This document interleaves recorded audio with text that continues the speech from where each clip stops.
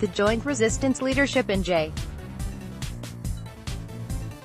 JRL maintained that meaningful talks based on a clear agenda with sincerity among all the three stakeholders, India,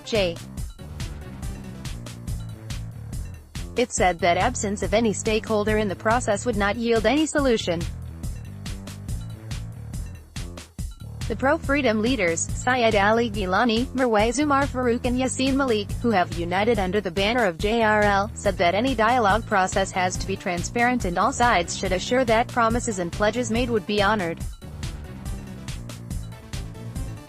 Talks that are held keeping in view the concerns and needs of stakeholders, especially the most afflicted party, to the satisfaction of all, will surely be successful and result-oriented, read the statement the trio released after detailed meeting at Gilani's Hyderpora residence on Tuesday. They further clarified that JRL does not want to score points by highlighting the discrepancies and conflicts in statements of different functionaries of Government of India but wants to understand what GOI is conveying through them to respond accordingly. The stakes for people of Kashmir are very high. We have invested heavily in our struggle for our right to self-determination and cannot afford to be part of an ambiguous effort that has no clarity and direction, read the statement. After Government of India announced non-initiation of combat operations during the holy month of Ramadan, Home Minister Rajnath Singh hinted at possibility of talks over Kashmir, saying that GOI was ready to engage with Hurriyat and Pakistan. It was followed by Foreign Minister Sushma Swaraj's statement that there won't be any talks unless terror is stopped. The BJP chief Amit Shah said that the unilateral ceasefire was for people and not for the militants. While his The statements emanating regarding talks in the course of last few days from different people at the helm of affairs in New Delhi are unclear and ambiguous.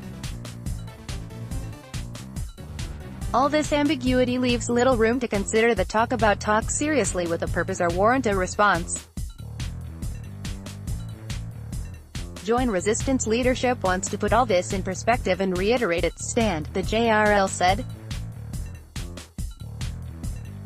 These statements regarding talks, JRL said, came days after Prime Minister of India Narendra Modi, during his recent visit to Srinagar, said that development was panacea to the Kashmir problem and peace is a prerequisite for that to happen.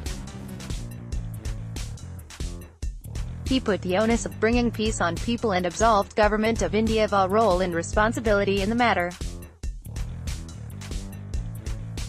Deliberately choose to ignore the historical background of the Kashmir problem and its internal and external dimensions. The reason for the presence of lakhs of his troops here, the daily aggression and highly volatile situation on ground and near Lak of this conflict region.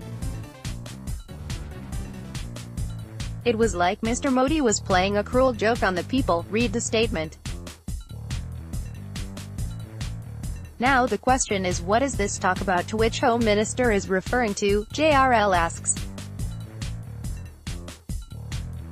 What is the agenda of these talks? Is it about Mr. Modi's suggestion of development, the JRL asked. The Hurriyat leaders said that since people of We have always advocated that being a political and human issue it needs to be addressed likewise and not as militarily problem as GOI has been doing. And for a political redressal of the conflict, dialogue among stakeholders is the best process and option available. As